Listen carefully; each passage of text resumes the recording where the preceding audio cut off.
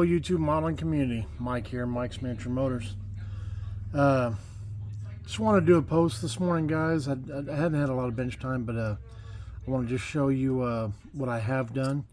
Hopefully I can get back on track on the Throwback Thursday this week. But I don't know. Work's been crazy, life's been crazy. But I'm not going to go into all that. I'm going to start off the question. I tried to do a video on the dimples on the Galaxie, and it wouldn't let me do anything but a short. So if you haven't seen it, you can maybe go check my shorts. I don't know how to show you how to, get there. But anyway, if you don't know, I had two dimples in the back of the Galaxie here. I decided to strip it. In hindsight, guys, I wish I would have just masked off the trunk, filled the dips, and just painted the trunk. But instead, I tried to drop it into alcohol, 91%. And it'd been over a week. And every day, I'd take it out when I get home from work and I'd scrub it. And I'm just not getting that black off of it. Well, for the last 3 days, I put this in super clean. And it seems to have helped a little bit, but nothing's great. My community question is, what do y'all use to strip? This is Tamiya Gloss Black. Any other suggestions? I've done the purple. I haven't done the Purple Pond. I'm out of Purple Power. But I just I'm at a loss. Like I said, in hindsight, I would have just masked this off and done the trunk. I really wish I would have done that. But anyway, it's all behind me now, so just got to get this black off and start over again. So any suggestions on that besides the alcohol, besides the super clean, appreciate it. I know brake fluid, I haven't gone out and gotten any of that, but the next thing I want to show you is the MG. I have spent so much time cleaning this thing up. I still have a little bit of cleanup left. I know these are areas you probably would never see, but I've got them here, here, and here. And yes, when the car's sitting there, you'd really have to look down in there to see them. But you know how so many things are in this hobby, guys. You know what's done, what's not done.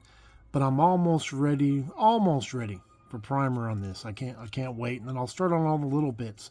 But I've never had to do so much cleanup on a kit before. But that's that. All right, the Flying Wedge. There's the box top. I put it over there so I can show you. I did this for the Glory Days group build. Well, on the box over there, it's all orange and white. The decals are white and gray.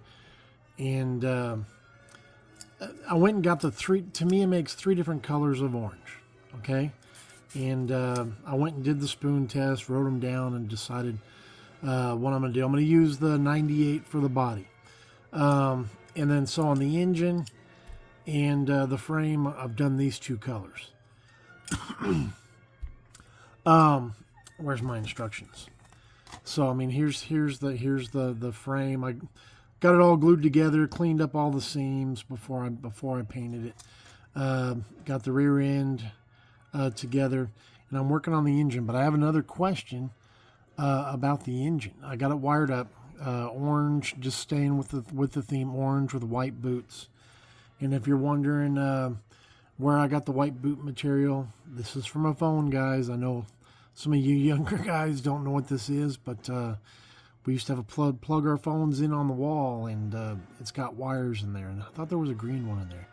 I've got another one that's got white, black, red, and green as well. But so I'll use that. I'll cut it into little pieces, and then I'll use my pin vise to push out the wire and use that for my boots.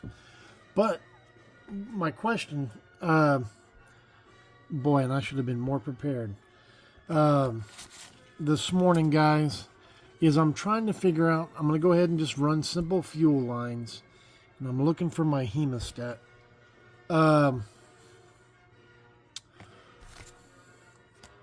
Oh man, I should have been more prepared. Here it is. All right, guys. This goes on the front of the motor. All right. This here I know goes to the fuel tank. Okay, you got 2 lines that come out here, and I'm pretty naive when it comes to this. And I've gone looking on online for answers, and so many different setups. Engines are so everybody builds them differently, so to say. But my question is where am I going to run these two? When I'm looking online, it looks like one would be like a return line to the tank, so you almost have like two lines running to the tank, and then one goes up to the fuel block. Well, I'm going to use they give you a new hat in this kit, and I planned on just running a line here, and then I thought, well, I'll run one line through each side, like one's a feed and one's a return. If y'all could just give me your insight on that, on what you think would be the best way to plumb that, I would greatly appreciate it. I just I want to make it as accurate as possible. Here's the fuel pump piece that comes off the front of the motor. But if y'all could answer that, that'd be great. Anyway, guys, I hope to see y'all on Thursday. Hope everybody's enjoying. We have a 3-day weekend this weekend. And, don't forget those that have fallen so that we may have the freedoms that we have. So anyway, guys, I'm going to let y'all go. Thumbs up, thumbs down. Questions, comments. If y'all could give me an answer on what y'all think, what I should use, could use.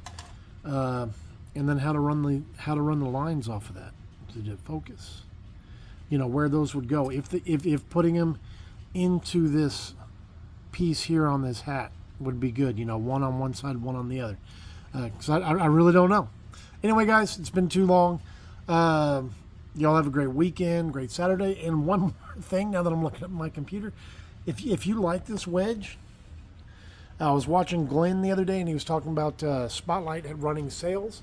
Look, if you look at there, guys, there's both the Don Prudhomme and the Tom McEwen versions of that kit for sale at Spotlight Hobbies. So go check that out.